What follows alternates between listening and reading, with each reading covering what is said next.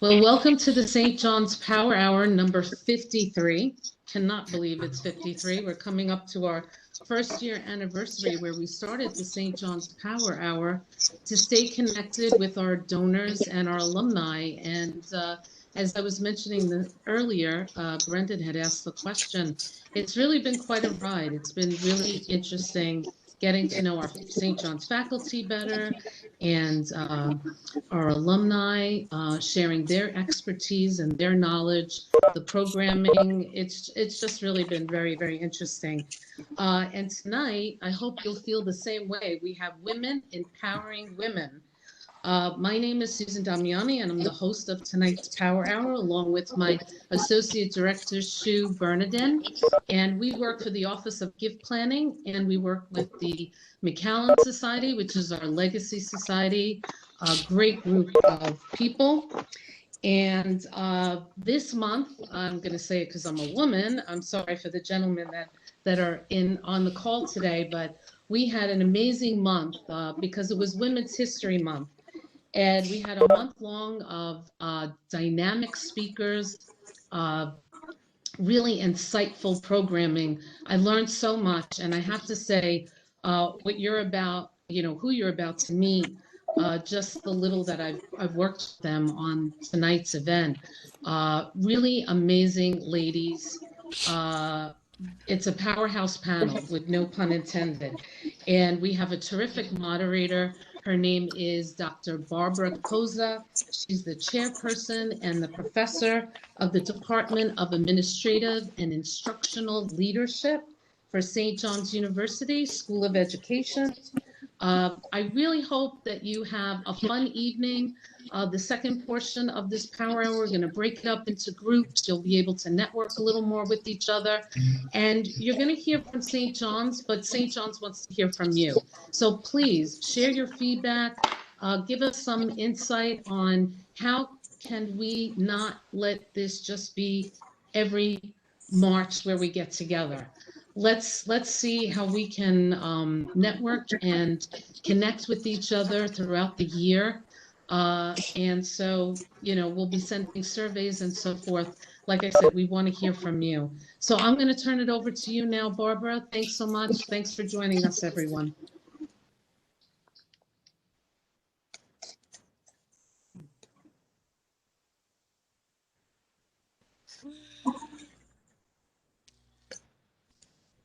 I don't know if Barbara's muted.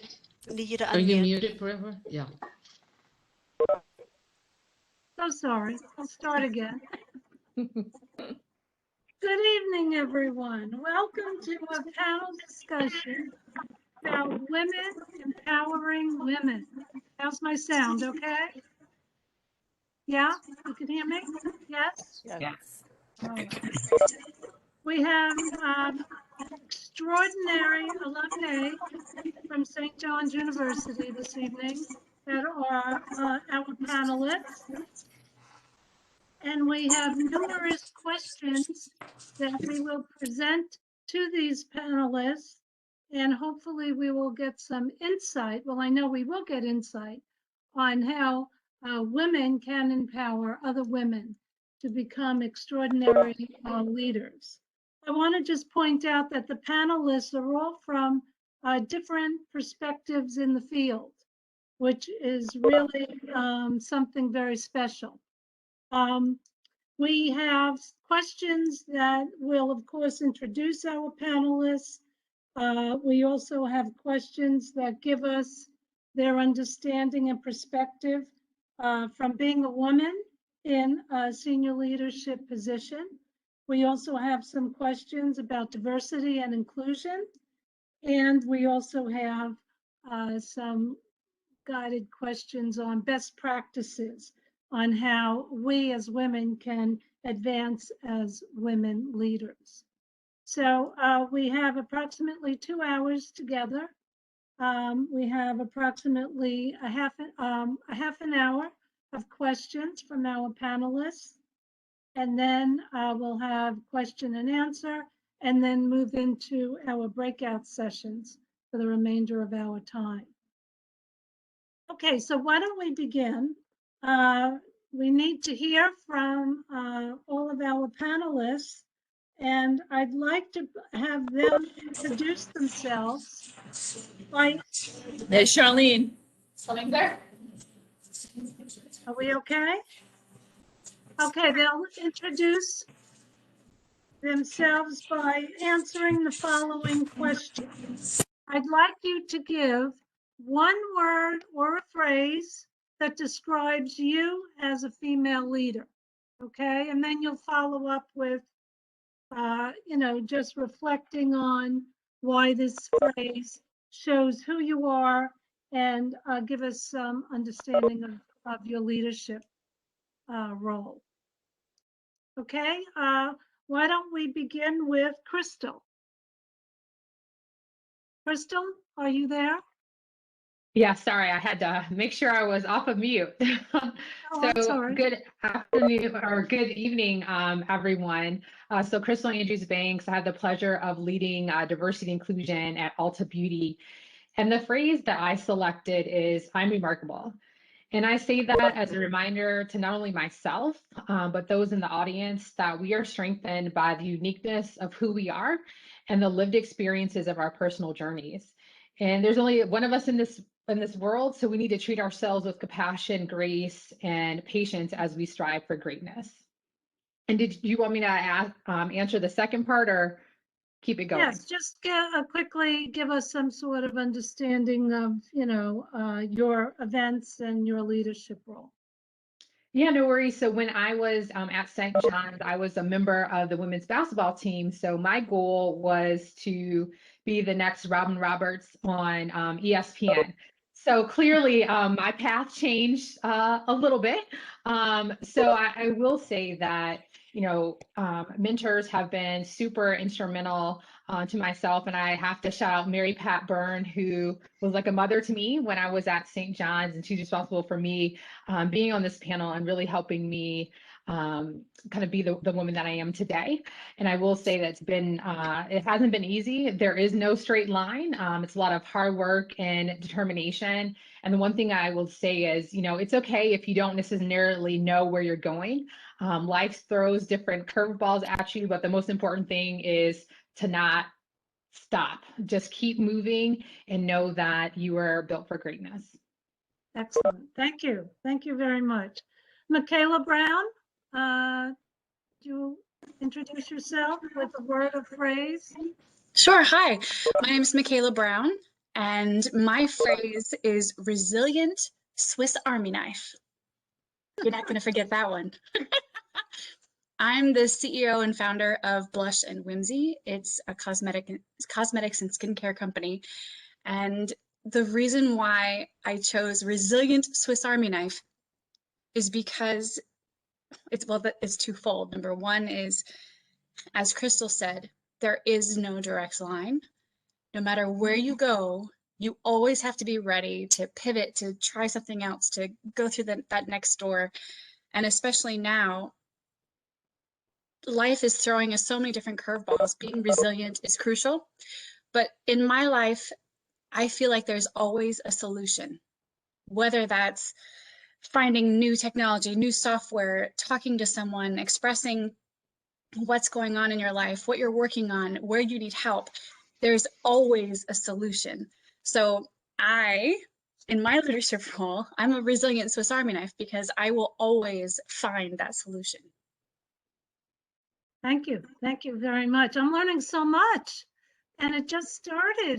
Just in 2 minutes, I'm learning so much as a woman. Okay. Why don't we move on to Kathleen Mcgovern? Hi, my name is Kathleen Mcgovern. Can everyone hear me? I switched from my laptop to my phone. So the phrase that I picked, I picked one word, consistent, but then the phrase was not making excuses. And the reason I picked that, well, consistent, because I always try to take a consistent approach no matter with whom I'm dealing as a leader. And then not making excuses is both for myself and then for the people that I'm supervising or helping out. It's so easy, I think, as a woman, I'll just say that, to make excuses for yourself in terms of why you can't do something, why you shouldn't do something, why it's not the right time, why you're perhaps not as qualified as someone else. And so I've always tried to kind of work through both in my own journey and then mentoring other people to just say, you can come up with any excuse that you want, but just try not to make excuses as to why you're not going to do something, because you can. You can just do it. It may not be, again, a straight line, but if you really want something, you should go after it and just do it. Don't make an excuse, because other people will do that for you. Excellent. Thank you very much.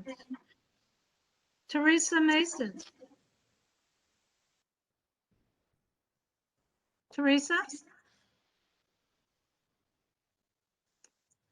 I'm sorry, can you hear me now? Yes. Okay, I'm sorry. My name is Theresa Mason, and I first would like to just thank you for having me to be a part of this very accomplished panel. The word that I chose was courage. And I chose courage because I've had the opportunity to work in so many different subject matter disciplines. I've worked in, the legal profession, tax, pharma, banking, government contracting in different states, in government as well. And I think that, sometimes as women, we're a little risk adverse, which can also be career limiting. That I've at least found that to be the case. So I've pushed myself, beyond sort of the unconscious biases and the stereotypes that are out there, and to move into fields that I'm uncomfortable in, and had to learn subject matters in the same time as I was leading organizations. So it took a lot, and I think, I learned to really value the aspects of my career that maybe I wasn't so sure of at different points in my life. But many of you may have heard me say this before, but I always believe that, let your faith be bigger than your fear. And so that's one of the reasons that I chose courage, being able to change and pivot as necessary. Hi. Excellent. Thank you so much. Barbara Perry? Yes, hello. Thank you Hello. for having me tonight. This is great. I chose the phrase "pressure is a privilege," and I borrow that from the woman that I am privileged to work for, Billie Jean King. I'm a partner at her company, Billie Jean King Enterprises. And for those of you young ones on the call, if you don't know who Billie Jean is, Google her, or go watch the movie that came out a couple of years ago, Battle of the Sexes, with Emma Stone and Steve Carell. And that tells her story. But Billie Jean always uses this term, pressure is a privilege. She even wrote a book of this title a couple of years ago. And, I find that it's really true that that with success comes a lot of pressure. And there are a lot of times when, I've had to do things in my career that, were stressful. But I have to really look at it as an opportunity, and that the fact that I'm in this position is great in itself. So the idea is to embrace it, and then to go on and have success with it. And my journey really began at St. John's. I was a pre-law student, and then got very involved in athletics through tennis, playing on the tennis team. And this led to opportunities when I graduated, where I decided to try my hand in playing tournaments and have that side of my career and a little bit of coaching. But I decided that that wasn't the way I wanted to go permanently. So I landed a job at IMG, which is at the time was the largest sports marketing company in the world. So that was a great opportunity for me. And then it ultimately led me to work for Billie Jean. But I think sports and athletics really was a great training ground for business. It teaches you all about preparation, hard work, things like that. And I've had the experience of working up close with world-class athletes, which is, pretty remarkable because of the level of ability that they have. And I always say that, they're not like you and me. They're just at this level of intensity like you've never seen. And with Billie Jean, especially, she's a pretty intense person. And that's like been her story. And she will tell the story of when she played in the Battle of the Sexes. When she played that match, she says she had to win. She had to win. She couldn't lose that match. There was too much riding on it. And And sure enough, when she won, it really did pave the way for a lot of us women in many ways. And I feel that each generation helps, the next one. And it started with her and others like her. And then the rest of us, try to create opportunities for others. So that's something that I feel very fortunate to be able to do. Thank you. Charlene, on this? Yes, hi, it's Charlene. And my phrase is to make it happen. And that's been a phrase that has as I started my own advertising, really part of my career. And so much is to take, make your own career happen. And I did that, making it happen. I started out as a nurse and I didn't stay as a nurse. I became a sales rep. And then I made the leap from a sales rep into joining into the advertising agency world. And each one of those are significant risk and changes and thinking out of the box about what more else you could possibly do. And so making it happen, it's really up to yourself. The old phrase, life is what you make of it. Well, yeah, your career is what you make of it too. And it's so critical to really take charge of that. And so making it happen, I became an entrepreneur, and then you make your company happen. You kind of just believe. You put one foot and step in front of the other, and you find clients, you find people, you find talent, you find innovative projects to work on and make a name for yourself. So it's seizing the opportunity, stepping up, and leadership is stepping up and taking on more, taking that initiative. And so for me, making it happen really is distills it down nicely. Nice. Thank you. Thank you, Charlene. Linda Sanford? Yes. Well, hello, everyone. Thank you for joining us today. The phrase that I have always lived by and leads me even today is to be yourself. And I remember when I first started working, I'm retired now from IBM, where I was there for 39 years. But one of my very first managers had said to me in the very beginning, in a very male-dominated business at that point in time in particular, he said, Linda, always be yourself. And when I think back, in terms of my career, there's always a lot of things going on.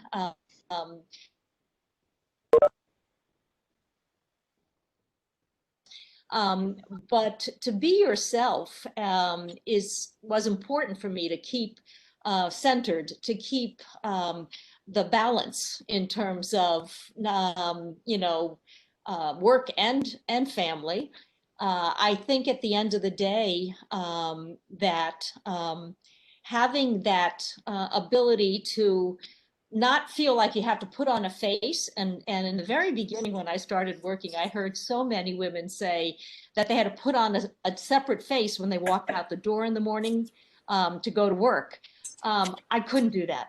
I knew I couldn't do that. I had to be my authentic self. And I just use that also to pass on to many of the women that I am fortunate to mentor and see throughout my career here. And it's felt good because I felt like I had a balanced career as well as a family life in the process there. Nice, very nice. Thank you. As I said before, I am learning so much with just simple phrases of these experts in the field. What I'd like you all to think about now is how might you describe your understanding of women's leadership in this 21st century? Now, not everyone has to respond to this. I know some are interested in this question. This is Charlene. I can start if you'd like. Okay. Yes, please. Okay, great.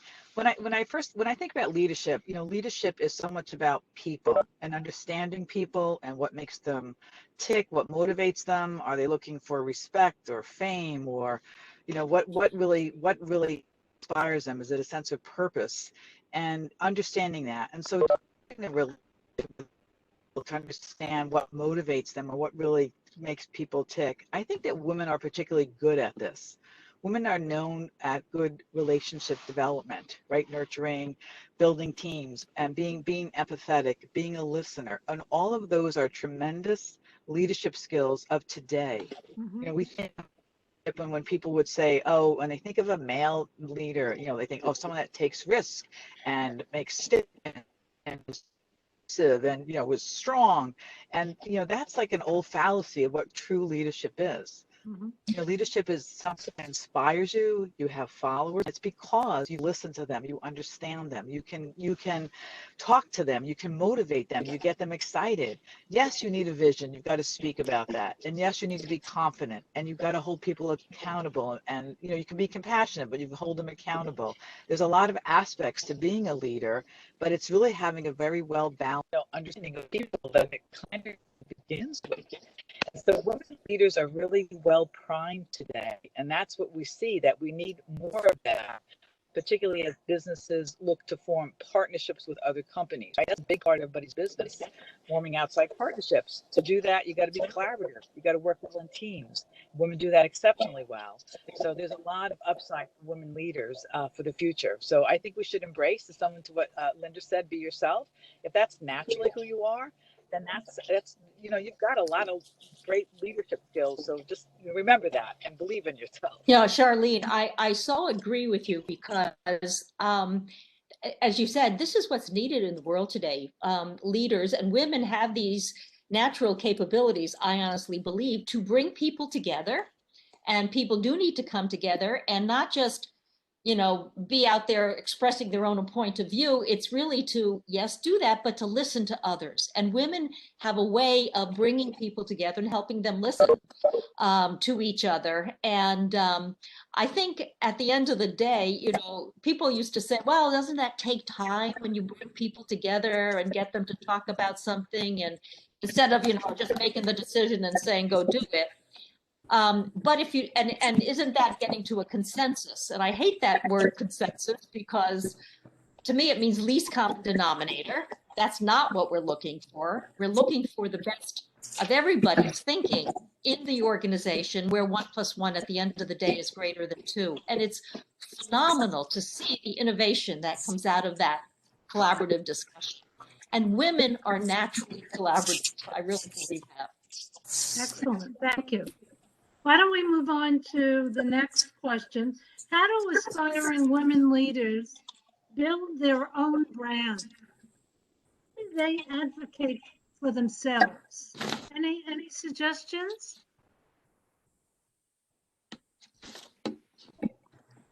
Do you mind if I get started?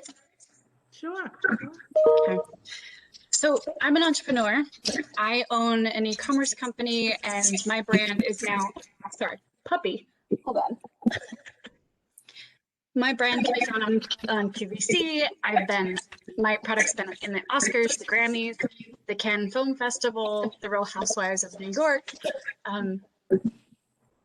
When building a brand for yourself, there are two different trains of thought, right? One is you're building a brand as an entrepreneur, and you're establishing yourself as a voice, as an expert in an industry, a field, a topic, or setting yourself up as an individual. The other train of thought is setting yourself up as a brand within kind of a corporate role. So two things to consider that kind of stick together regardless of which direction you're going in. One is making sure that all of your messages, all the platforms that you put your message on, are consistent and speak to the things that you're an expert in, or you're sharing content that speaks to that expertise. So for example, I used to be government a good 6-7 years ago, and in government, there's a very specific way to come across so that you're not looking like you're too ambitious, but yet you're really establishing yourself within your role. So my LinkedIn, I had my imagery correct. I had real profile photos. I made sure that the content that I shared spoke specifically to the topics and industries that were relevant to my job, as well as to those that spoke to my interests. On social media, I made sure that my socials also reflected that, because your digital footprint is everywhere. If you don't have a digital footprint, then people will think you're not trustworthy. If your digital footprint is way too social and not enough professional, then again, you'll come across as not trustworthy. that good mix of you're fun to be around, you have a strong network, a lot of people that you know. Those are great positive images to put out there. Keep in mind that a brand is not just an image. It's not just a logo. It's not just your headshot. Your brand is what you present to the world visually, your tone of voice, your messaging, and it's also how that is interpreted by your audience. So keep in mind those three things, regardless of if you're in corporate or if you're establishing yourself as an influencer or as an entrepreneur. That voice becomes what you're known for. So even in the corporate and the professional world, if you're sharing things that are of value to others, you'll find that you'll get followers and you'll have a stronger network on LinkedIn. I think I've got somewhere like 30,000 followers on LinkedIn. And it's not just because I do beauty and skincare. It's because I'm sharing topics on e-commerce, marketing, digital advertising. I'm sharing job postings, anything that can be of value to my audience. So always, always, always consider when you're building your brand, what type of content will be of value. How can you serve people within that content? And it will always be relevant. It will always be timely. And people will always want to engage with you. And then your brand becomes that much more valuable. Okay, thank you very much. That quite meaningful information that I know is very important to me. Let's move on to another question. How can we create a mentor program at St. John's University? I know mentorship is very, very important for women leadership. How can we create a mentor program at St. John's?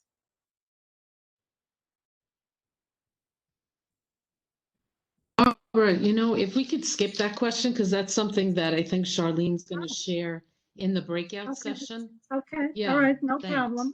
Okay. That's okay. So let's go to diversity and inclusion. How does gender disparities in qualifications and responsibilities impact the woman leader?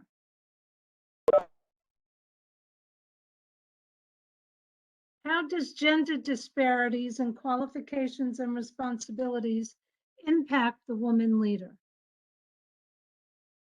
I can certainly jump in on this one. So I think it's actually some of the things that were mentioned in folks' opening remarks is that there are some stereotypes out there. And, you know, often sometimes you can't be what you can't see.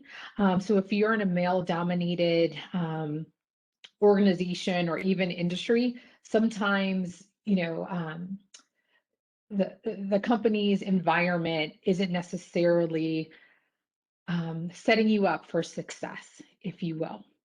And a perfect example of that is, you know, a lot of times, and this is based off of statistics, is that let's say there's a job opening, and as a woman, you feel like you need to have 100% of the qualifications on that job rec. But a man will think, oh, well, I have like 50% and I can figure out the other 50%, and they'll just apply. So sometimes, you know, it's ourselves holding ourselves back, but then also too, companies aren't necessarily setting us up for success. So that's why you have strong women like those on this panel that are breaking those glass ceilings and reaching down and helping others climb the corporate ladder, as well as, you know, partnering with all the male allies and accomplices on the call here. Okay. Anyone else Barbara, want to? sorry to interrupt. We have actually an attendee, and I think it would be interesting to hear from Brendan. He was in the military, and he actually would like to share his experience with this subject. Brendan, would you like to speak? Yeah, no, I didn't know you were. Thank you. But, sorry to put you on the spot, but I thought it was interesting. Yeah, no, I would. I am a first-year student, but I'm not actually like an 18-year-old. I'm 23. I joined the Army back in 2016 and deployed to Afghanistan in 2019. My basic training graduation class as a combat engineer had the first female combat engineer attendee. Well, we had a whole platoon of them, which is roughly about 40 people, where it was nothing but females.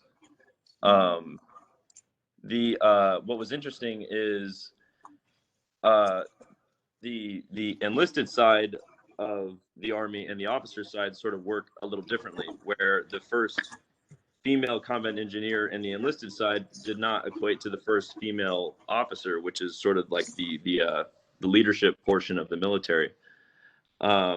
We deployed to Afghanistan in 2019, like I said, and our sister platoon, so we had our own 40 people, and then the other 40 people that we deployed with, their lieutenant, which is the small unit leader that you actually go on missions with, was a woman, which I don't know if I'm not going to try to speak historical facts here. I can't say that she was the first woman to ever lead a combat operation or anything. But as combat engineers, it is generally a male-dominated field because we're digging up IEDs, and the world of combat has sort of always been restricted to males up to this point. So when she stepped into that leadership position, there was definitely like, I don't know how to word it. The way the Army works is you don't really ever question who's in charge of you. And then I exited the Army and came back into the civilian world and was introduced to all the civilian world problems of inclusion efforts and disparity efforts and whatnot. And the reason I attended the call tonight, I was raised by a single mother with a sister, so I had nothing but women in my household. So that has never been like a closing factor in my brain of what gender someone was. But the reason I attended tonight's panel is to get more of a understanding of what does women empowerment mean to the civilian world, because I've been sort of closed off to it the last 4 years. We go and perform combat operations with a woman in charge, and you just don't even think about it. You're just like, okay, well, what is she saying to do? And then you just do it.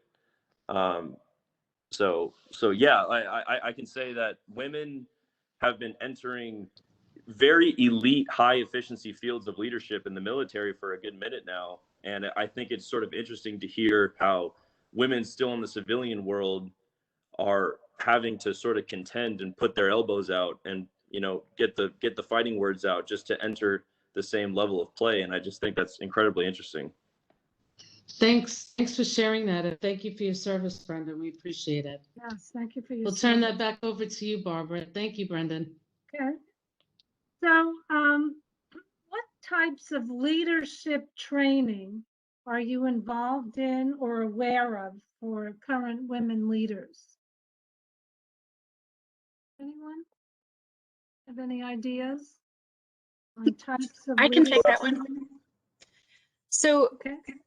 I'm in an accelerator program for Blush and Whimsy here in Austin. I'm also a member of several societies. One is the British American Project. The other is the Royal Society of the Arts. I'm also a member of the Windsor Castle Society of Leadership Fellows.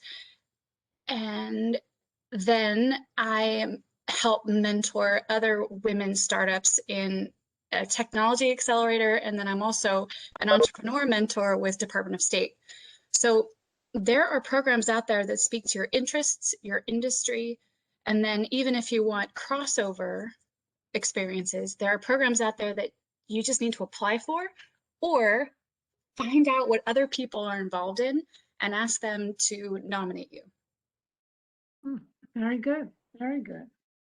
And I would just build off of that for those that are in corporate. So there is a lot of diversity and inclusion initiatives, and a number of companies are really focused on their talent pipeline, and they have some special internal programs. So whether that's mentorship or sponsorship or leadership development. So I would certainly, connect with your HR business partner or a contact that you might have in HR or even diversity and inclusion, just to understand what are the program offerings, and also talk to your boss. Is there an opportunity for the company to sponsor you for some of the conferences or memberships or what have you? So let your company invest in you as you continue to rise in your career. Nice. nice. Yeah. Very nice. I would just, oh, I'm sorry, is somebody else speaking? No, go ahead, Teresa. I can hold it. Oh, okay, sure, thanks. No, I was just going to piggyback a little bit on what Crystal said. And in the corporate environment, there are so many programs that are available, and sometimes you just have to ask, right? Sometimes we don't know, and there's so much, there's so many valuable programs. I can remember, as a senior leader in a company that I was in, they offered coaches to the senior leaders. And it was really up to you as to whether or not you wanted to take it. And, my position was, okay, I want a coach, but I think I want two coaches. And they were like, well, we only pay for one coach. I said, but I want two. And they were like, well, we're just very curious. Why do you want two coaches? And I said, well, I want a woman that looks like me, who understands my struggle. And I want a male that looks like you, because you run the company, and people who look like you run the company. And he says, well, we've never heard that kind of an explanation before. So you got it. So I had two coaches who have become great friends, and there have been just incredible in my life. So sometimes we have to ask for what we want, and you're not going to always get a no. I think people just assume that, but I've found that you have to ask the question and know your value.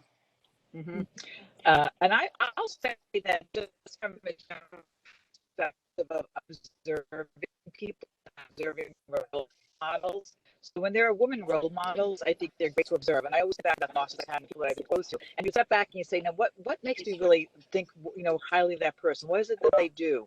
Do they step up and they speak? They call a company meeting. They're not afraid. They gather everybody together and they have something to say about something that happened company or whatever it might be, but they're in front of you, they're communicating, they're stepping up, they're taking that initiative, they're taking the lead. That's a leader. And so you say, I can learn from that to be a good leader, I need to do those kinds of things. It's not just about making decisions at your desk and interviewing people and finding the right team.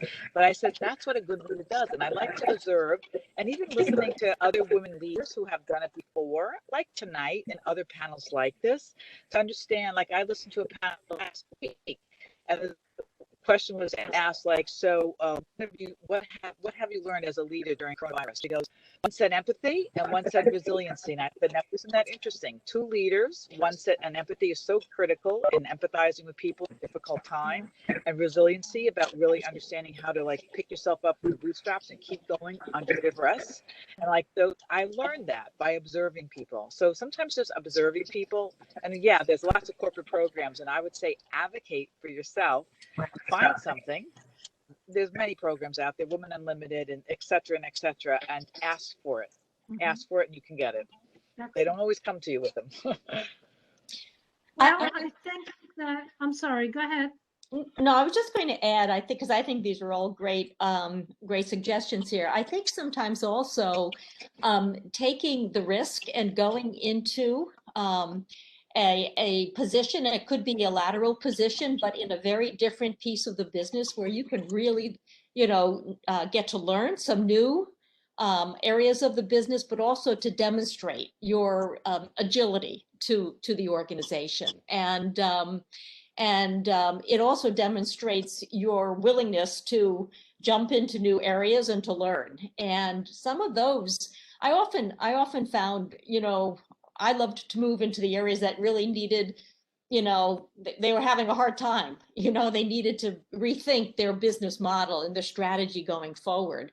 And that's where not only did I learn a lot in the process, but I think was able to make leave some marks in the sand, if you will, in terms of demonstrating the agility and the capability to do things that maybe, the management team didn't think of. They were thinking you were in a different, kind of a vertical in the business, but demonstrating you could move horizontally and bring a set of skills with you.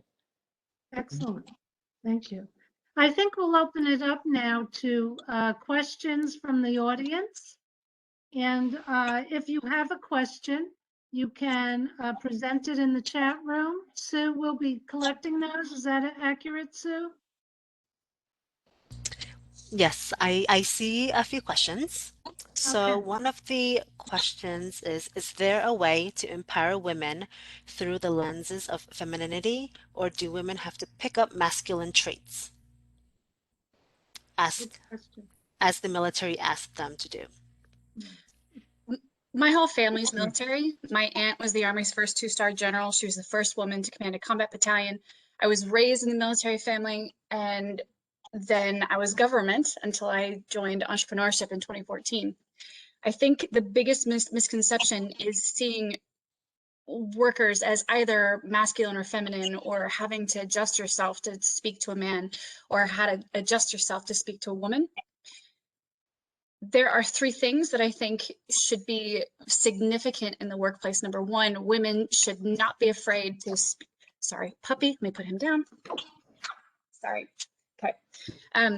The whole concept of lean into the table and push yourself. No, it makes me so angry.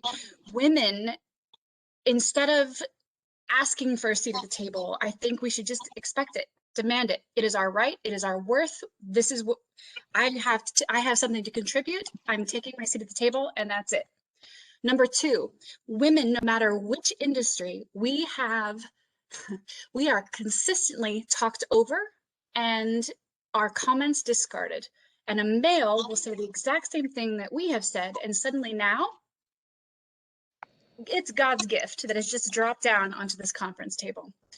So instead of looking at it as just simply male or female, I think recognize, number one, are people speaking and saying things that have value? Mhm.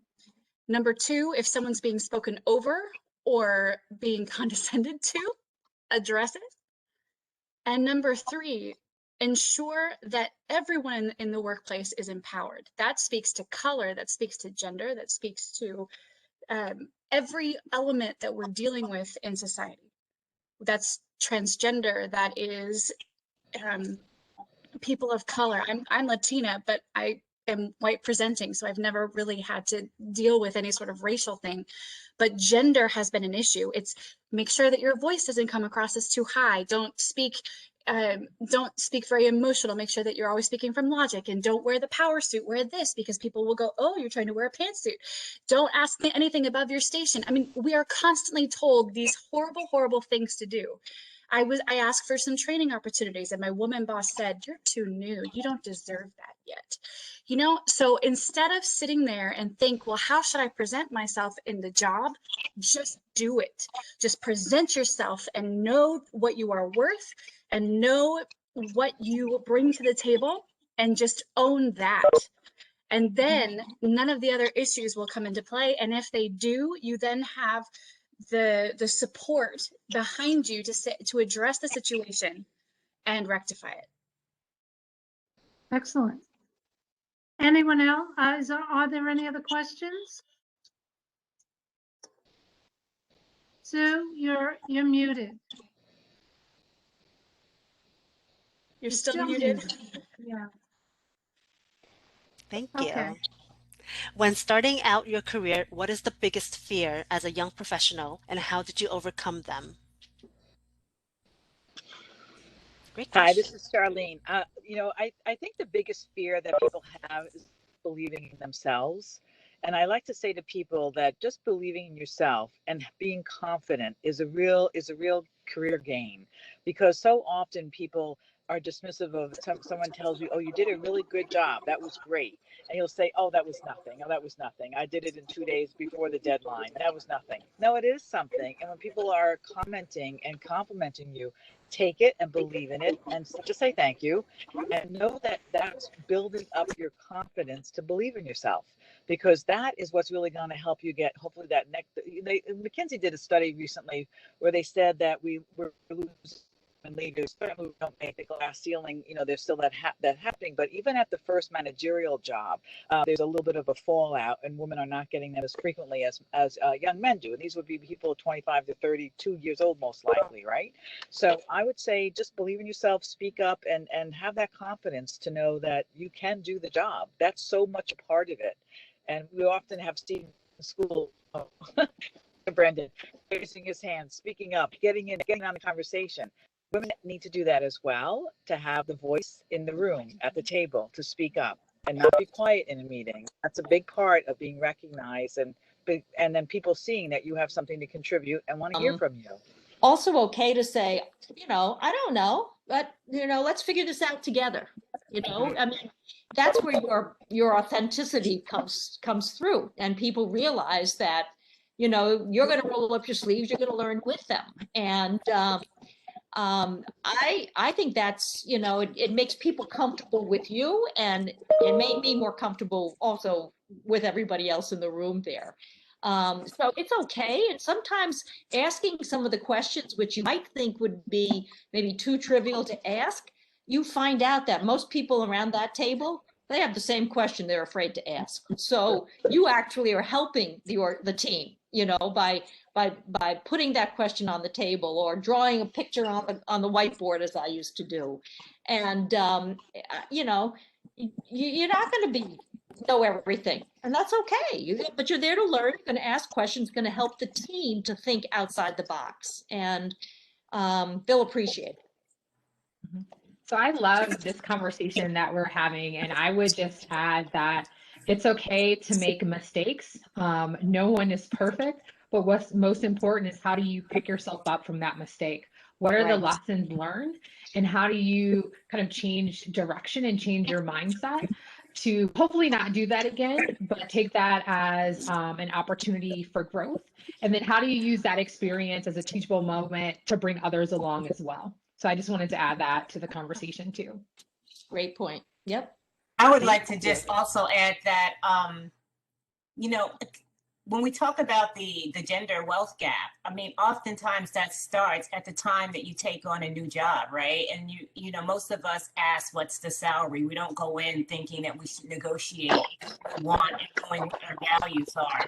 And if you don't do that, you are not likely to catch up, right? That wealth gap, that salary gap, pay inequities will continue.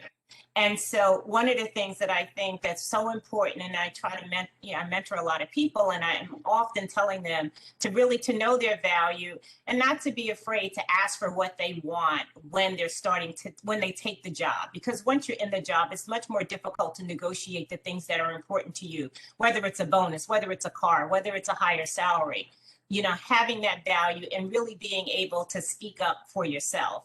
And I know that takes time, and I know people are afraid, but that's why you have great mentoring and women-centered networks, and people that you can talk to, coaches.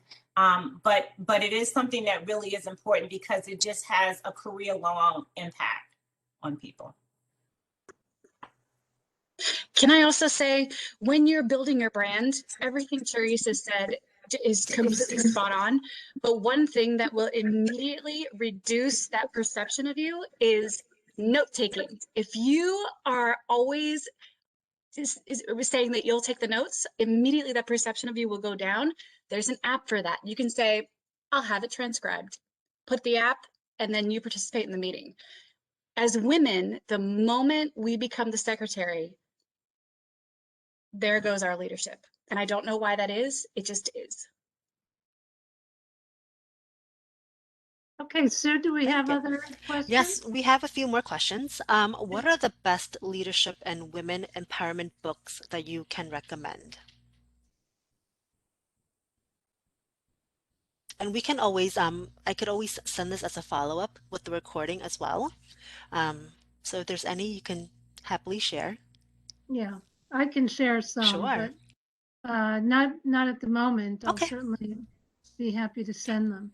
Wonderful. Great. So we can move on to the next question. What is the one thing you know now about women and work you wish you had known earlier in your career?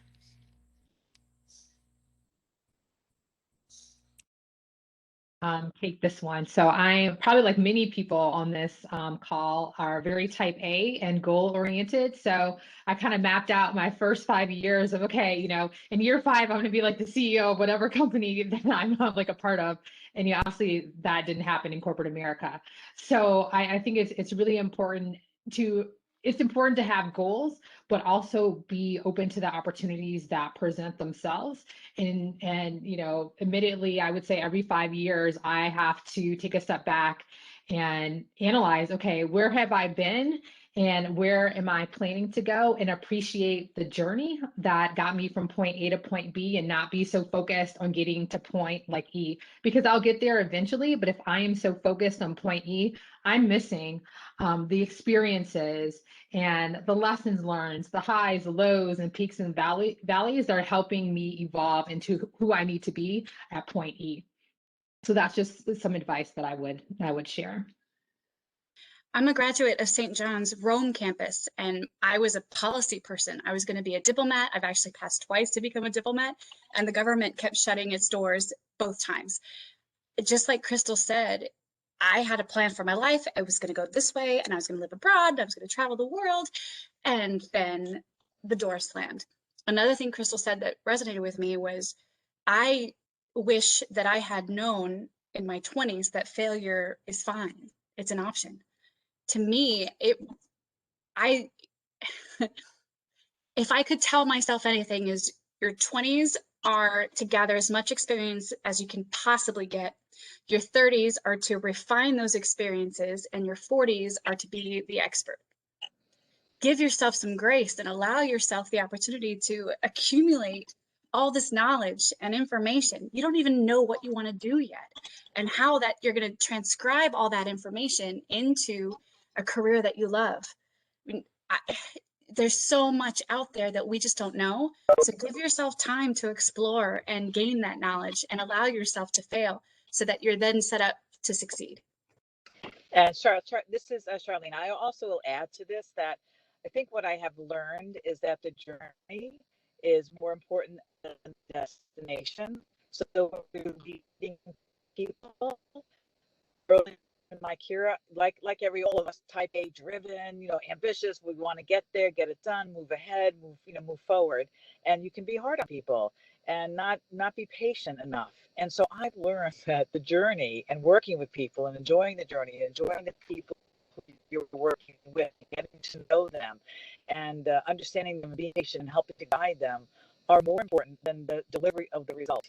Yes, you'll get the result. We can be accountable, but we need to be thoughtful of that person. And that comes back to understanding people, because leadership is about people and working with people and dealing with them and all their emotions. We're emotional people. Can't always rationalize with people, right? But that's what makes it enjoyable and challenging. And it takes a lifetime sometimes to figure that out. So I wish I knew that. This is my letter to my younger self I'm writing now. Is it fire, Mommy? Is it fire? I blew out the candle. Want me? Okay, Mommy will blow it back Oh. up for you. No. 1 second.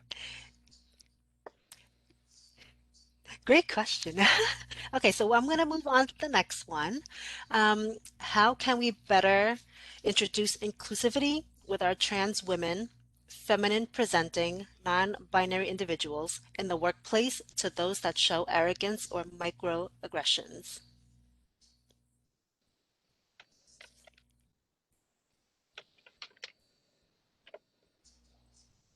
Any takers? I can.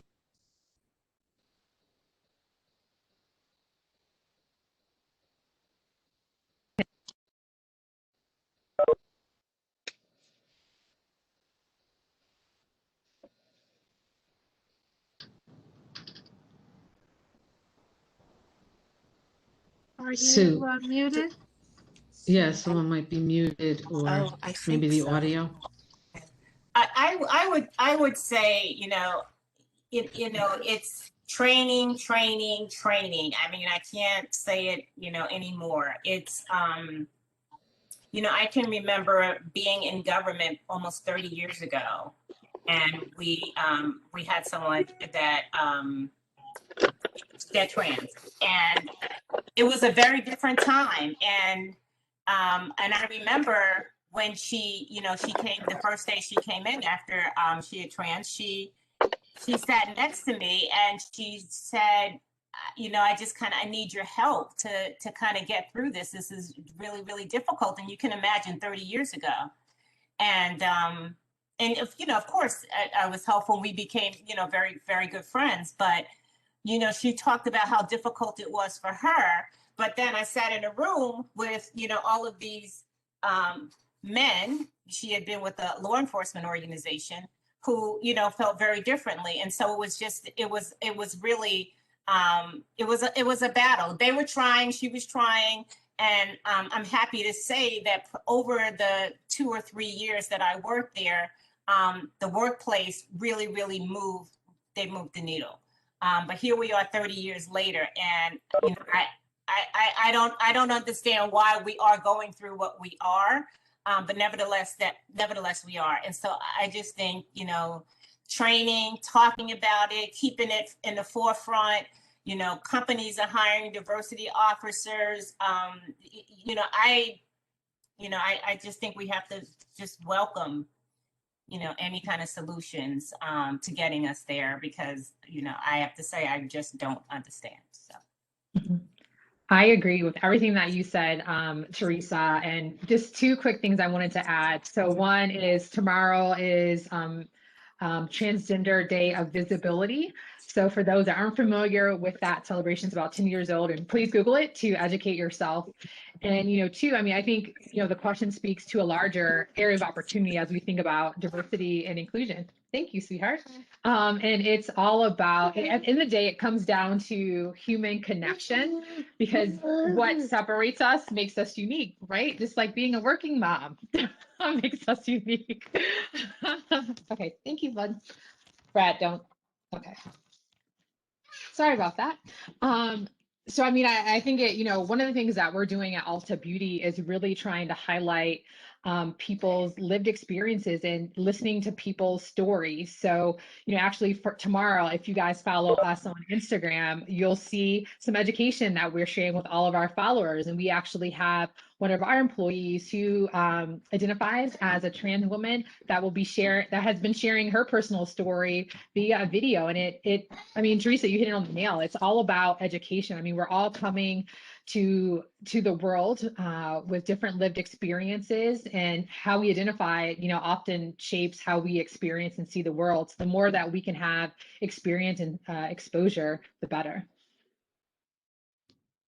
Excellent. Thank you. A few more questions. What will be the biggest challenge for the next generation of female leaders?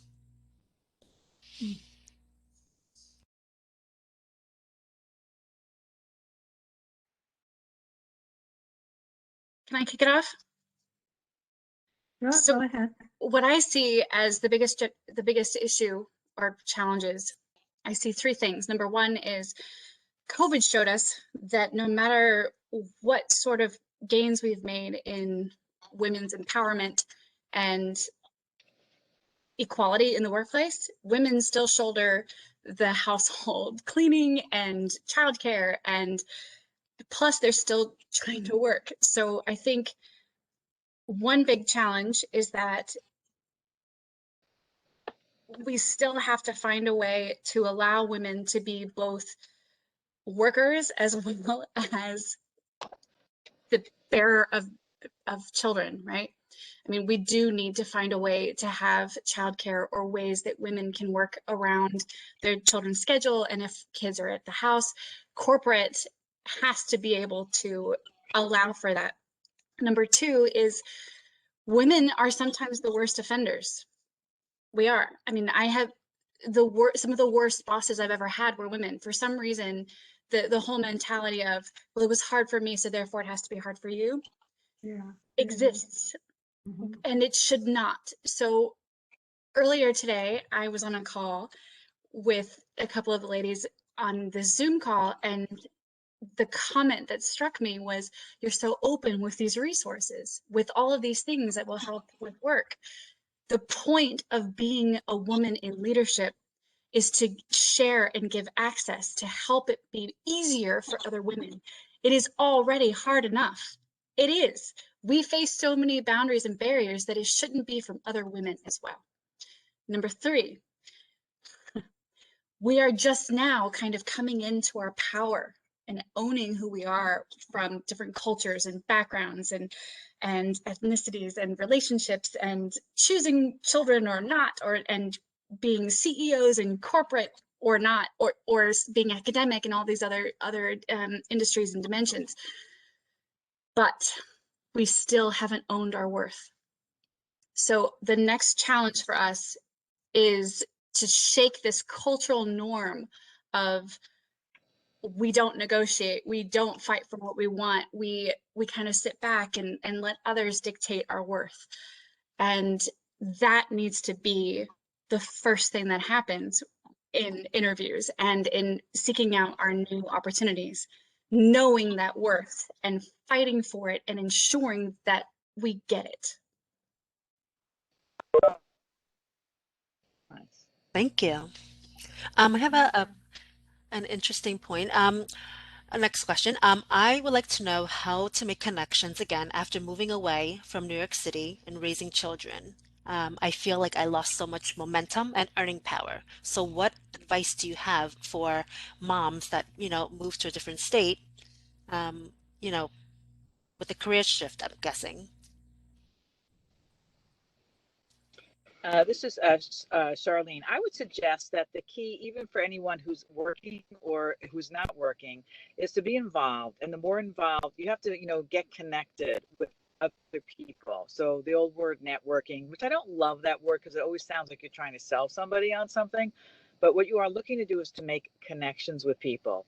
And if you're moving to a new neighborhood, that means you're going to have to be the one that's proactive about it. You're taking the initiative, which is kind of like a leadership action, and making a plan about whether you're going to join a group in your neighborhood, whatever that group could be.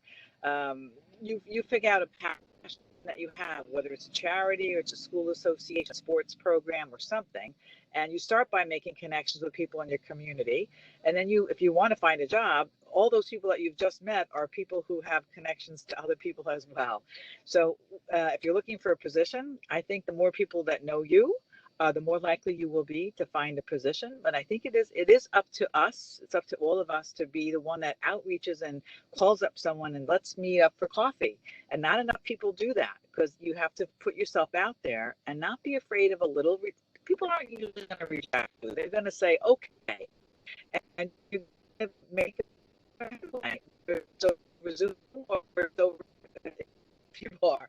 You can do it. You believe that you can do it. Just go ahead. I just want to piggyback on what Charlene said. I have just a quick story like that. There was an author of a book on leadership who I've been wanting to meet, and I just one day decided to call his office, and his assistant asked if he knew me, and I said no. I just wanted to talk to him. I read his book, so she put me through, and he got on the phone, and he said, "Do I know you?" And I was like, "No." He says, "Have I ever met you?" And I'm like, "No." He says, "Well, why are you calling me?" And I said, I read your book. I want to talk to you about it." He said, "Well, in 30 years, no one's got past the gatekeeper. For that, you get a meeting."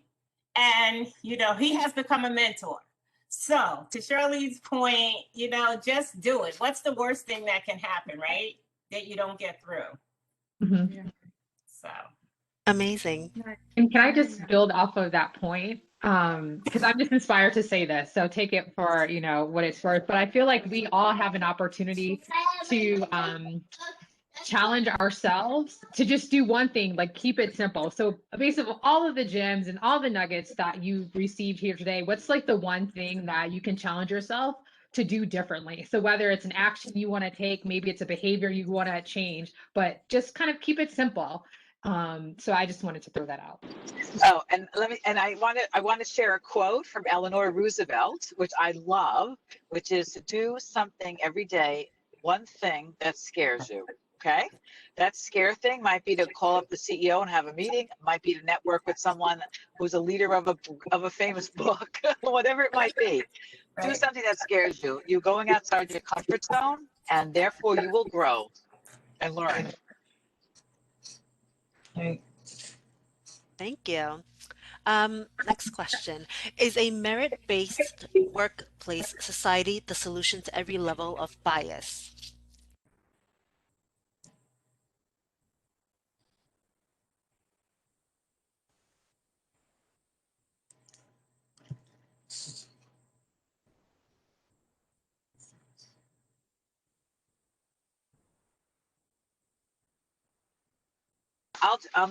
I'll just jump in with my thoughts on that.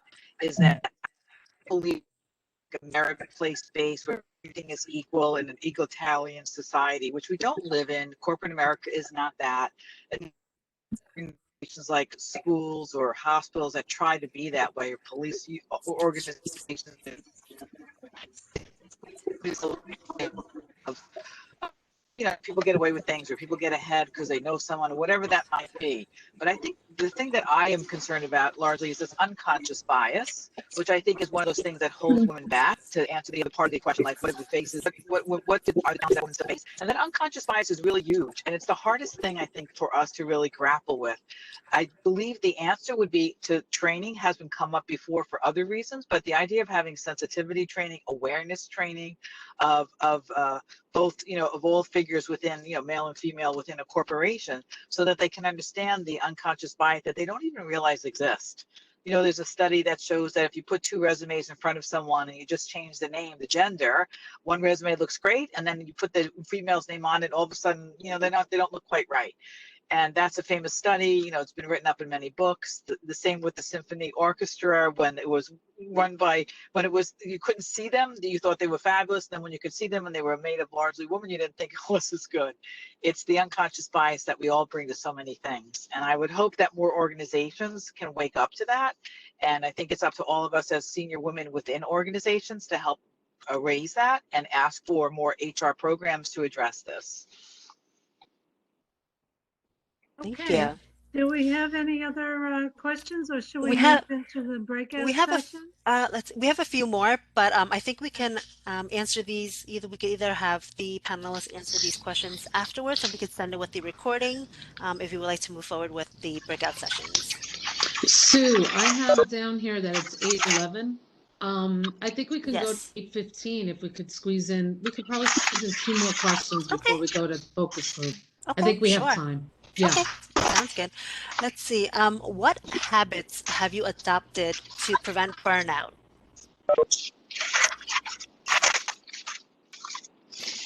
I'll offer some thoughts here. I think that it's important to make sure that you yourself decide when you need a break. I've often said, you're not going to wait. You shouldn't wait for your boss or someone else higher up to say, do you want to take a break, or do you want to take a vacation, or do you need a day off, or whatever. I mean, when you need to have that break, for whatever reason, either for yourself or to do something with the family. And it's okay to be the one that puts that on the table and says, hey, I'm going to take a day tomorrow. I need to do some things. I think, especially, early in careers, I know I was like, I should just keep working, I guess, but nobody is going to know whether you need to take that time off or take that, week vacation, or even if it's just, leaving a little early one day, other than you yourself. And at the end of the day, you find that people don't really necessarily think that was wrong, or that was, something that they should never have done before. But again, take the initiative. I mean, you're the best one to know whether that break is needed or not, and you need to take it. Can I answer that too? Mm-hmm. I used to wear burnout as a badge of honor, and I say that with shame. I thought that the more busy, the more active, the more things I was doing for my business, the better it was for me. But then 5 years went by and I hadn't seen my friends and I had barely left the house.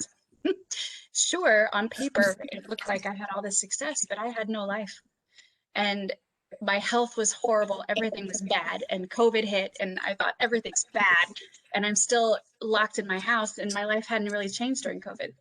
So the changes that I've made in my life are, number one, I have implemented every single technology tool that I possibly can to automate my tasks so that I'm finished every day by 4. I mean, it sounds like I am stupid busy and have no life and barely sleep when you hear all the things I'm involved in. But no, I'm done by 4 o'clock every day. Fridays, I have a half day, and every Sunday, I go to family dinner to see my grandparents. So opening yourself up to live your life, that was a massive, just mind boggling, earth-shattering change that I did in my life. It's kind of sad that it took COVID, and I was also hit by a drunk driver last year. It took all of that to shake me up to say, hey, live your life. It's beautiful. You only get it once. So stop wasting it, in order for me to start doing that. And I agree with this as well, because with COVID, right, we have endless work days, right? People are just working around the clock. Many of you may have seen the articles in the paper recently where Goldman Sachs, where their junior analysts are just complaining they're working 95 to 100-hour weeks. Citi is, is doing away with Zoom on Fridays. Some of the Wall Street firms are giving out, Pelotons and workout equipment. Everyone, trying to deal with this burnout and, pandemic. But, to Linda's point, like, only you know when you need to stop and when you need to slow down, and when you're, this can impact your health. I've put so many people on stress leave over my career. I like to say that, health is the new wealth. People do have to pay attention to what's going on, in their lives. And I understand that sometimes people take Wall Street type jobs and high paying jobs that are very requiring because they either want to buy a home or pay off their student loans. Those are all individual decisions that people have to make, but you do have to pay attention to your health.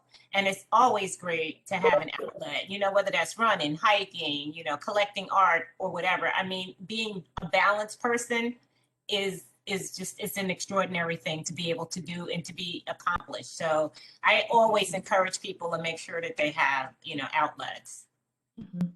And I would agree. I would say for me, one of the things that I do is every day I do 3 things that are just for me, not for anyone else, but for me. And they could be as simple as, so I'm one of the Peloton crazes. So like I'm on a Peloton, every day.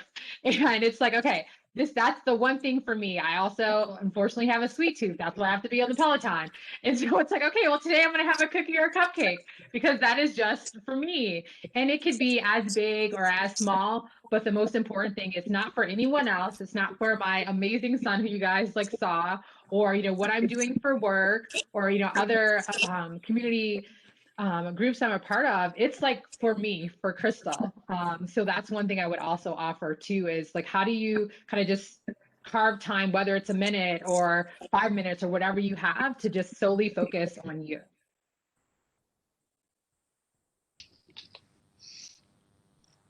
That's great. Thank you, Crystal. I think this concludes our panel discussion and questions. Thank you so much, Barbara, moderating, and all the panelists. Thank you for your honesty, your candor, sharing, your personal stories. I think that really hits home, especially the burnout. Thank you, Michaela. That kind of hits home for me. I just want to kind of review. There are some really great words and phrases that we use, and I just want to remind all of us about some of them that were mentioned, and I jotted them down. Pressure is a privilege. Courage, faith, be yourself, no excuses, make it happen. Thank everyone that has, especially the women that were before us, that have paved the way. Thank you so much, especially many of you that are on the call tonight. I was taught by Professor Sullivan, Eugene Sullivan. He was the CEO of Boarding Company. I was his first class at St. John's University. And the one thing that resonated, he sent this beautiful personal letter to his class, and I kept it with me all the time because I felt like if he got to be the CEO, then this must really be true. And he said, never compromise your values. And I think that's so important to be a really true leader. Believe in yourself. Take the journey. I really love that. I tell my students that a lot. I always tell them, you're going to get in the canoe and you just kind of navigate and let the canoe just, flow. And it's a journey, fight for your worth, be proactive, and do something that scares you. So thank you for all of that. I think that's going to stick with me, and I'm certainly going to use that as a guideline. So now you heard from St. John's, you heard from these amazing alumni. Now we're going to break out into sort of like focus groups. And I really, and St. John's really wants to hear from you. How can we continue if Charlene has says the journey? Stay connected with each other, inspire each other, not at this moment right now, but forever, and to continue. We're a family. It's the St. John's Alumnae. I know we have gentlemen on the call.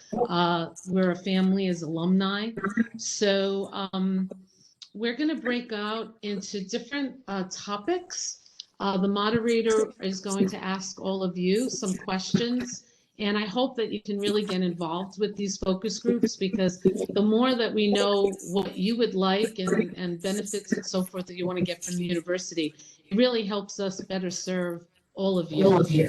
So thank you for joining us. We're going to go to the breakout rooms, and then after each moderator, we're going to go back to the main room, and each moderator is going to summarize what the group talked about, so we all know what went on in each group. So we're going to turn it over to Sue, who's going to make magic and bring us into all our different groups. Thank you. Thank you. We're gonna see you back here in 20 minutes, so have fun. Exactly. Thanks. Thank you. I'm gonna press start.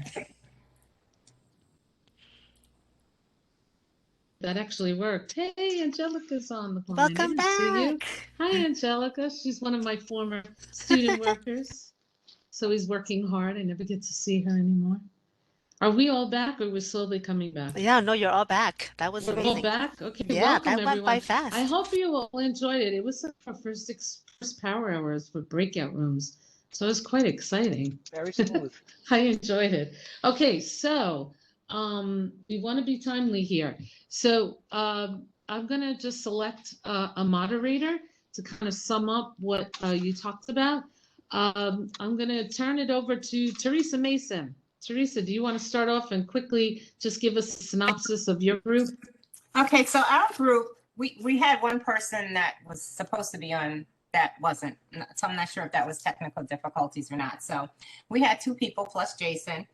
And so with respect to what does it mean to be alumna of St. John's, we had a pretty rich discussion about, St. John's being a family.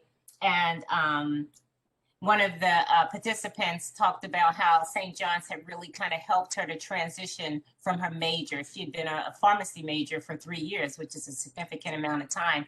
And she transitioned over to toxicology. And she was like, it was a very tough transition. So she was very, very appreciative of St. John's and how St. John really reaches out and invests in students and sort of the family that we talk about often. And one of the other participants said she was also involved with other members of her class from St. John's, and that she participated today to really just kind of get a feel for what's going on in the university, kind of hear what's happening with younger people, what's going on with entrepreneurship. So that was kind of her reason for joining. With respect to the second question, how do you see yourself staying and getting involved? One of the participants has said that it's just so much. It could be overwhelming, which I think we all know. If you go on the St. John's website, my God, there's like so many events going on all the time. So we talked about taking small bites, and this event tonight was a big step in that direction. So she seemed pretty appreciative. One of the other participants actually lives in Illinois. And so it's, obviously difficult for her to do campus events, but she's looking forward to her big reunion at the campus in 2025. And she's looking to do a financial donation. So we talked about all the various ways that you can give back, and that it could be financial, it could be volunteering, it could be teaching a class, it could be participating in career day. There's just so many ways to give back. And then the third question was, how do we bring giving back to the forefront at St. John's? And one of our participants talked about utilizing her network and reaching out to people where it's probably a good start, and that maybe she could inspire people to give. So we talked about that sometimes your classmates want to know, well, what are you doing? And if you're doing something that's interesting, they may sort of piggyback and say, you know what, I think I will too. So she thought that was a good way to start, was really utilizing your network. And so one of the other participants, who was an earlier graduate from St. John's, wondered if her class were interested in giving back. So that might be a little bit more of a lift to get some of those people more involved in St. John's. But, you know, nevertheless, they're graduates. I guess, you know, we have to sort of try to figure that out. So that's my group. Beautiful. Thanks, Theresa. I'm going to turn it over to Barbara Perry now. She's going to talk about athletics. Thanks, Susan. We actually didn't really talk much about athletics, as it turned out, in our group, but I think first of all, it was our participants were very complimentary of tonight's session. They felt it was very helpful and inspiring, and so that was nice to hear. And I think from their standpoint, you know, the idea of networking and just being in touch with people such as are in this group is really helpful. And so they suggested like a networking committee or some type of regular schedule of events. There's a little bit of a disconnect in terms of the scope of the events, if they should be very targeted, maybe just for the School of Education people, things like that, versus, you know, a larger group. So in the end, it was suggested maybe some type of compromise on that, or some type of a mixture of events that are scheduled, but that they be on a regular basis.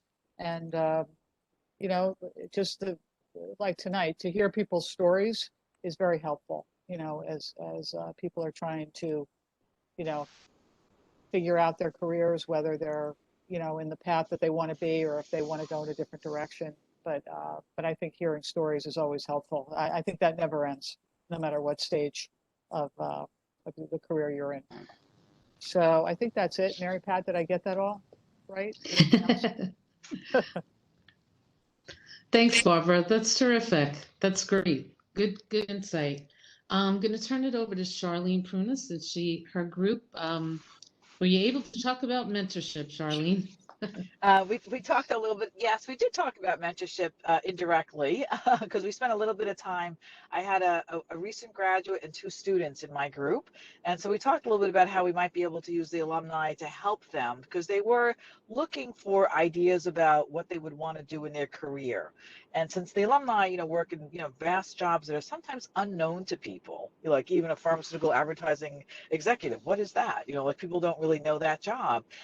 So potentially we could, you know, the idea was to use alumni to talk about jobs, and maybe that's career day. I don't know if you might have that, but if you could do it by the school that people are in, I like the idea of going it by school, business or education or pharmacy, whatever it might be. One even suggested that she had participated in a shadow, might get to know what that person does. So making this a little bit more broad than it might be currently, so that more of the students could really value that. And then we also talked about potentially from a mentoring perspective, maybe an alumna could agree to host and be a mentor to a group of mentees, and hold maybe it's 6 sessions, you know, period of time, maybe it's 3 times or 6 times. 6 times is usually a good length of time, and they could meet by Zoom once a month, where they could talk to the student or the alumni. Anybody, it could be a mentor, a more senior alumni to a more junior group, you know 10 year out versus 2 years out, however we could organize it. And I think that would really get people involved in mentoring, and they're all from different facets. That would make it interesting, because you learn from other people who might be in different kind of careers, but it's the issues that they face in the workplace that you help people with through peer. It's like a peer group led by a mentor that with more knowledge that could actually do that. So yes, mentoring would be something that everybody would like to do, and potentially we can form mentoring groups within our organization and just do bring people together. So that would be great. I love that. I love the whole peer. I spoke to someone recently. I don't know what school that she attended, and they used to have these small dinners, like you said, of like 6 people, 6 women, and very diverse backgrounds and all of that. And she said sometimes you just want to have casual conversation, and is talk about, whatever's on your minds or you need help with. And that was their way of mentoring. So I thought that was really neat, sort of what you were saying. So thank you. I'm going to turn it over to Michaela. Michaela, how are we going to brand our alumni? Did you figure something out for us, I hope? Well, we didn't really talk about that so much because what we discovered was that our alumni are not connected themselves. So instead of saying, here's how we brand the alumni, it was, as alumni, how do we come together and be more of a resource for current St. John students and recent grads? So the way that we approached it was, number one, yes, we got good feedback saying that this type of an event was really helpful. The other comments were things such as, why aren't there accessible groups of alumni that can speak to getting a career in this industry or how to get a job in blah, blah, blah. And instead, it's just kind of a free-for-all of how are we going to find these types of groups. Brendan mentioned Wall Street, a Veterans in Wall Street group that if you get involved in it, then you have access to all these people. Well, why don't we have something like that at St. John's? Well, we found out that there is a group similar to that, but that's it. There's just this one group. And then, so we concluded as a group that perhaps there could be a collaboration between career services, departments and professors, as well as alumni services. The alumni services would own all the data of all past students.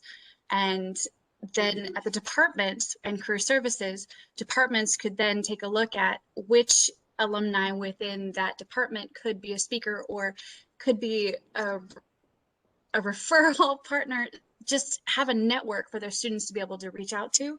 And then with career services to say, hey, let's do a virtual town hall on digital marketing and advertising. Let's have a virtual on starting your own legal firm, just to be more targeted with industries. There was another mention that there are tons of events, and to make things more engaging for students trying to find access to these types of things. I just did a cursory look at the St. John's events, and it's all, there's yoga, there's athletics, there's religious stuff, and there's only one career type event. That's it. And I was scrolling. So finding a way to be of support to current and past students. Everyone wants to have help in their job and in their career. So being more supportive that way, I think. And as a group, we decided that that was stronger, and then that would support the alumni brand. Beautiful. I can't speak on behalf of career services. I wish we did have somebody on this call that could respond to that, because career services and alumni relations do work hand in hand, and they do provide some programming. I do not work in alumni relations, so I can't really say exactly what those programs are. My colleague Stacey Varghese just started during the pandemic. She has gotten together with all the different industries, and for the pandemic, she's been offering these amazing programs, 1 hour, usually on a Thursday, and it just speaks to the pharmaceutical industry and to finance and that, but it has all types of topics. You'll find it on the Alumni Relations website, and they are really great industry leaders.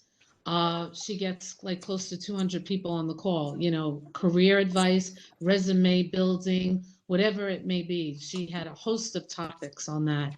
So maybe we have to do a better job of promoting them, and maybe, also organizing it so people can find it. When you said there was only one, there's tons of them that she put together.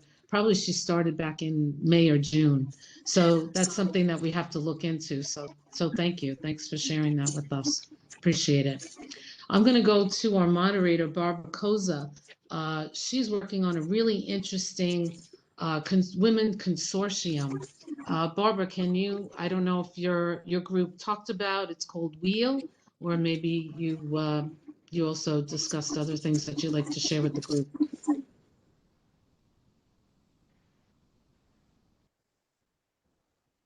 Okay, there it is. Sorry, I couldn't unmute.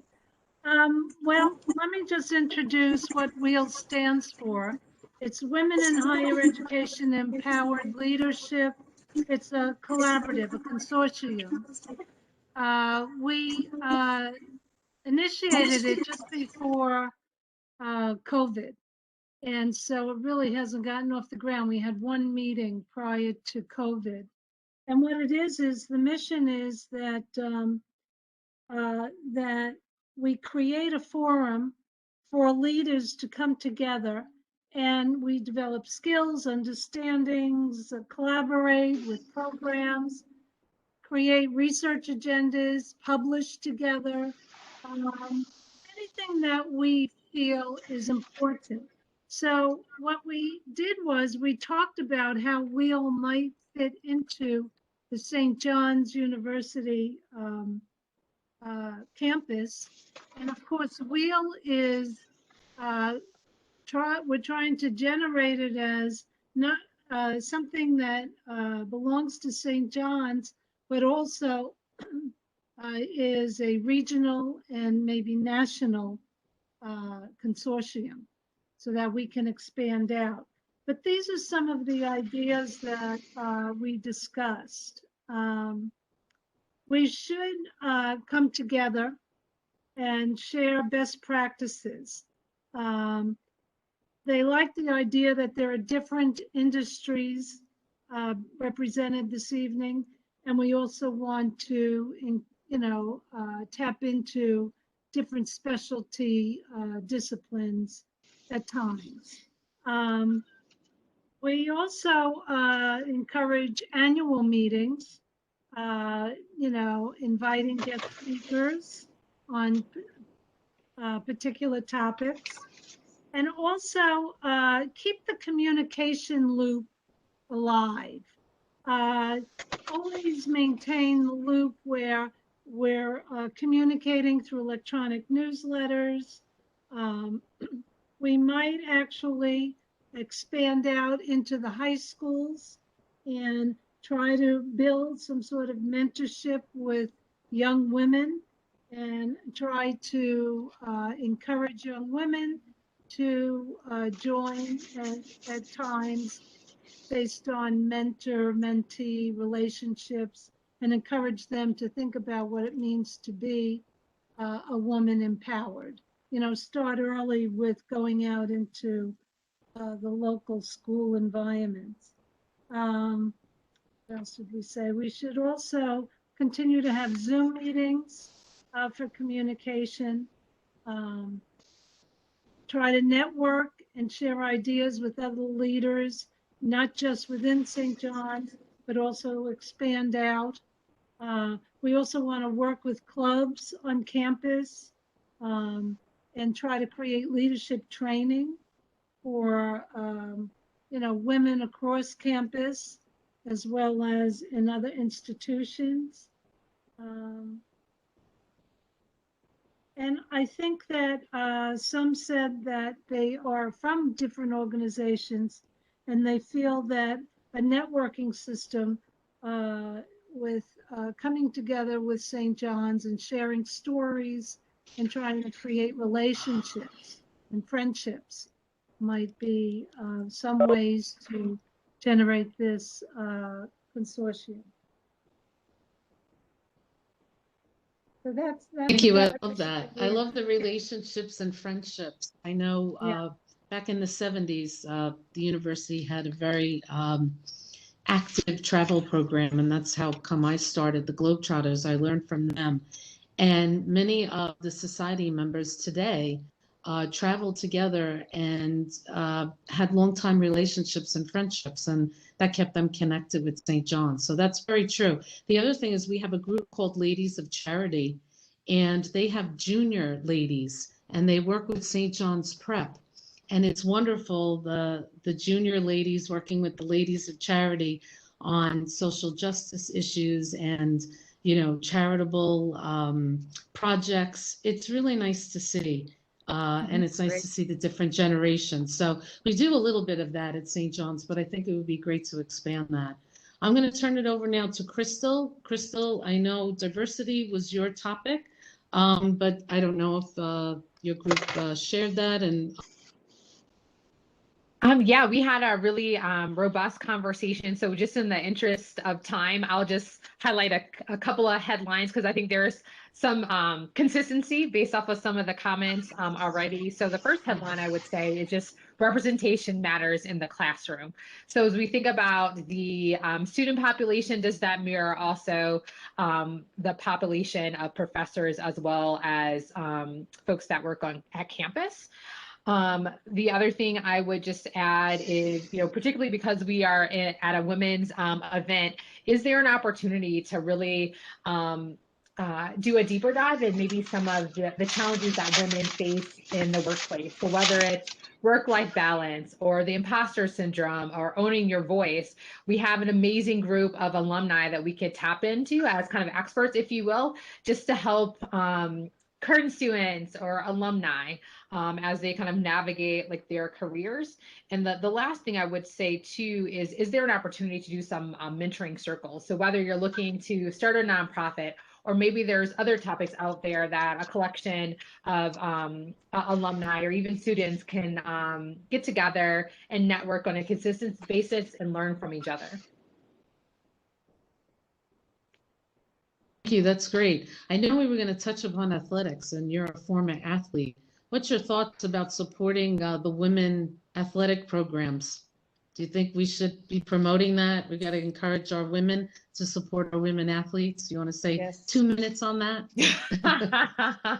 Yeah, I mean, I can do that in like a minute or 30 seconds. I mean, as like a former like athlete, I mean, there is, disparity between kind of the men and women as we think about support.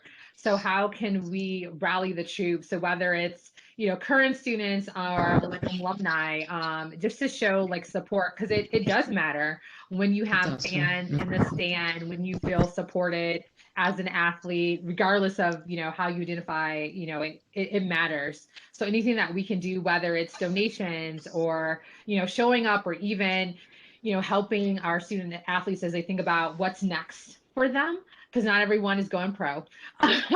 So how do we set up our student athletes for success beyond just the soccer field or the basketball court, if you will? I would say for me, I had some amazing internships thanks to the alumni at St. John's. So how do we just set up our athletes for success beyond the sport that they play?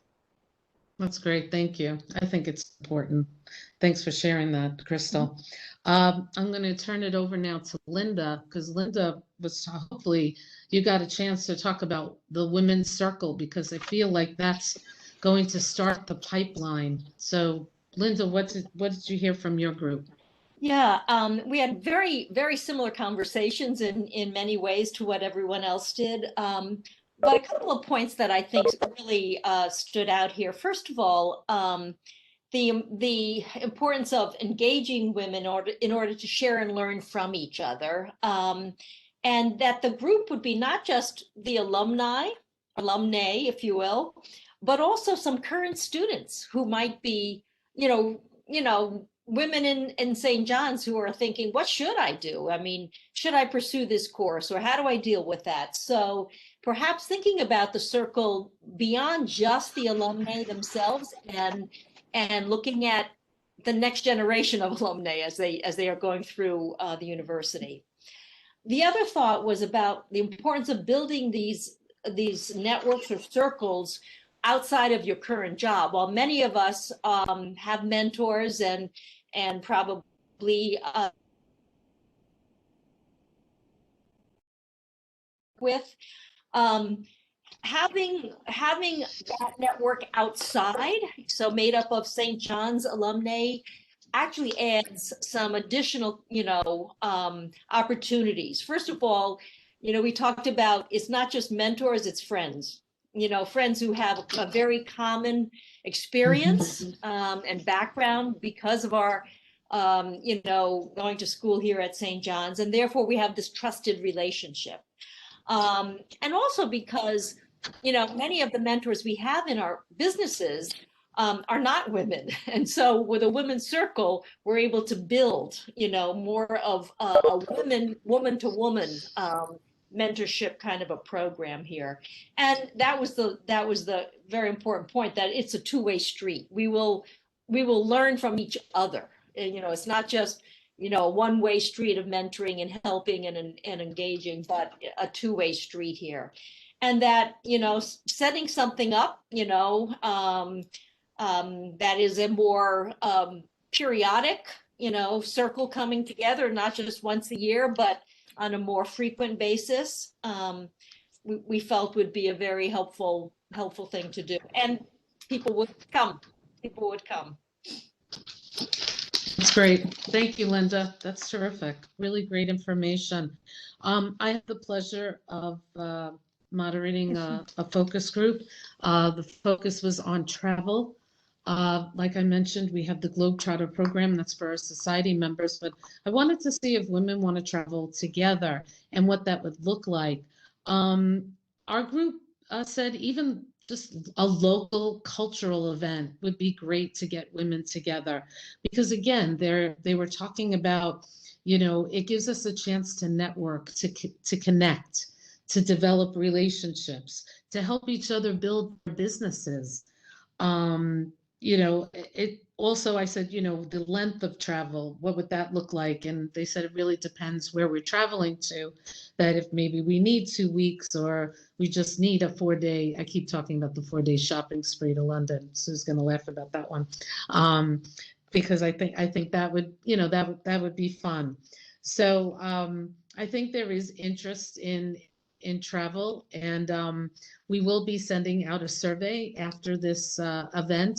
So we really encourage you to complete that, because I think that would be additional information, and that we can compile it and put together a report, and we can follow through on a lot of these ideas. But it looks like, we also talked about mentoring. So and was told that, not only in the early stages of her career, I mean, I would love to have a mentor.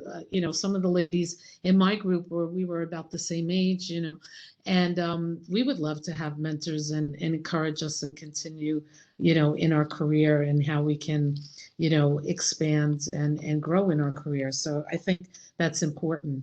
So I can't thank you enough, everybody, especially the moderators and the panel today, for sharing, like I said, their expertise, their personal feelings, all of that. I think it was really, really terrific. I want to thank the attendees for your input, and it really was great, because, like was mentioned on my focus group, one of the ladies said, "I'm really sorry, I'm not involved, I'm not connected," but she surely wanted to be connected, and that makes me sad.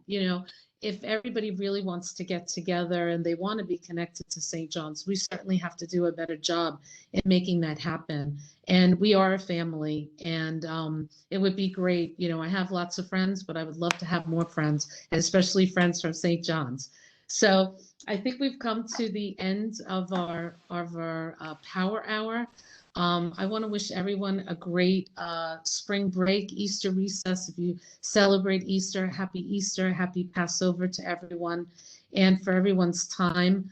Barbara, I don't know, the moderator, I'm going to leave you to close out.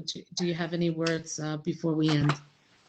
Well, I just want to say thank you to everyone, because I think the discussion and conversations that went on tonight are very, very impressive. And, I agree that we need to come together and continue these conversations. They're very important. And we all have expertise on certain levels that we could share with one another. And we can all benefit from one another and learn from one another. And so hopefully we'll see more of this. And I thank all of you for allowing me to moderate this program. And hopefully we'll see one another soon. Hope everyone on this call, when I call you up and ask you for your involvement and your leadership to spearhead some of these initiatives, I hope you'll join me. I think St. John's women are terrific and dynamic, and I think we can accomplish a lot if we just come together. So thank you again. Bye, you. everyone. Have a Thank great you, night. Susan. Thank Thank you, you. Have a everyone. great night, Oh, thank everyone. you. Thank Thank you. It you. was great working with all of you. Thank Great you. to see all my students that graduated. Love you guys. Bye-bye. Bye, guys. Thanks. Bye. I'm your